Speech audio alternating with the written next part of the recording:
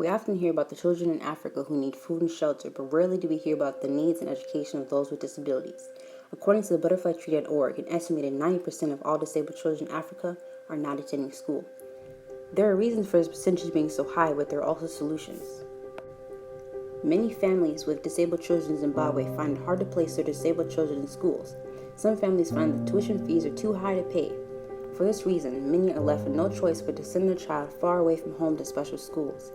With the lack of proper transportation and money for school fees, many disabled children never attend school at all. In my research, I came across a clip of a woman speaking on what an average day for her son is like. The woman's son's name is Leslie, and he has spina bifida, which is a birth defect where a child's spinal cord fails to develop properly.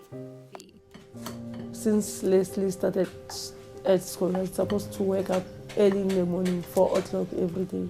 It's not easy for us and our children to get at school. He take 1 hour going to school each and every day. The transport is 400 each and every month. If you got the children with disability, the school is too far, the school fees is higher, and we can't afford that money. Gift is a child with Down syndrome. His mother, Doreen Moloke, tried registering him into a mainstream school and had no luck with admission.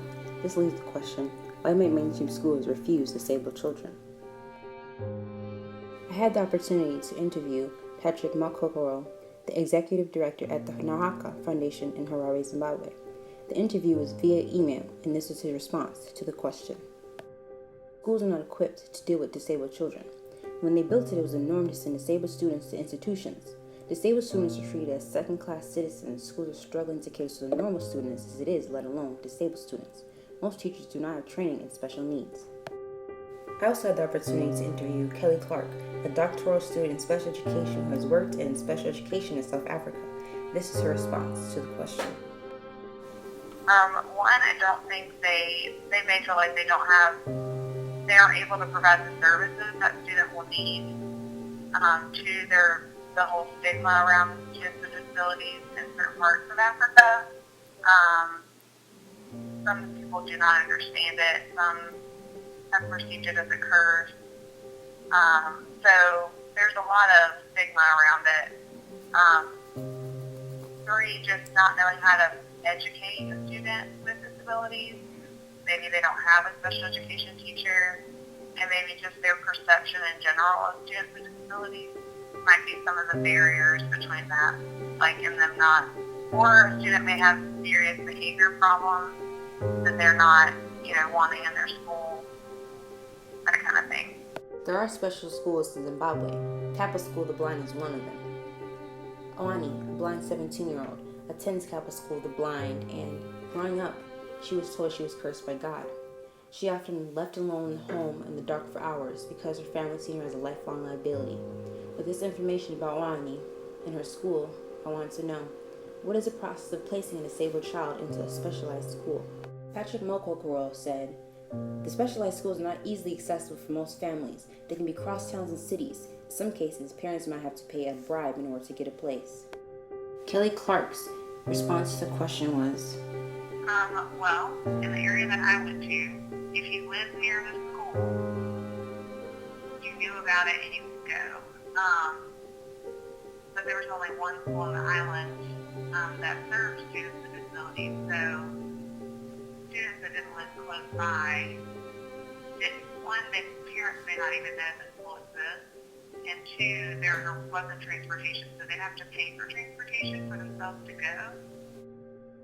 As stated in the provision of special education in Zimbabwe, realizing issues and challenges, most school heads, 67%, especially those in organized schools, said that they face problems recruiting specialist teachers. Without teachers who are trained in teaching disabled children, the students often fall behind, resulting in dropouts. How do schools go about finding and training specialist teachers? Does it cost a lot of money to do so?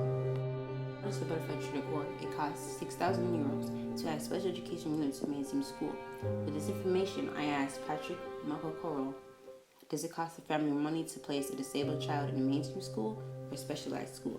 This was his response. It depends on the disability. For example, placing a deaf child in mainstream school can be costly in the long run. There are a few specialized schools and parents have to look at transfer costs, boarding fees, and school fees, which are not affordable for many. In inclusive units in mainstream schools and the building of new specialized schools, disabled children have the opportunity to learn along with their peers. They will develop the same basic skills as their peers.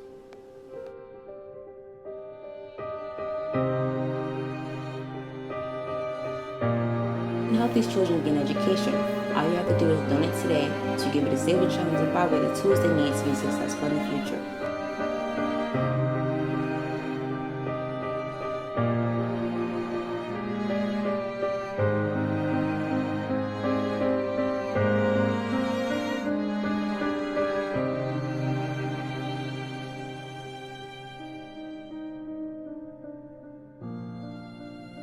Thank you, and remember, you can make a difference.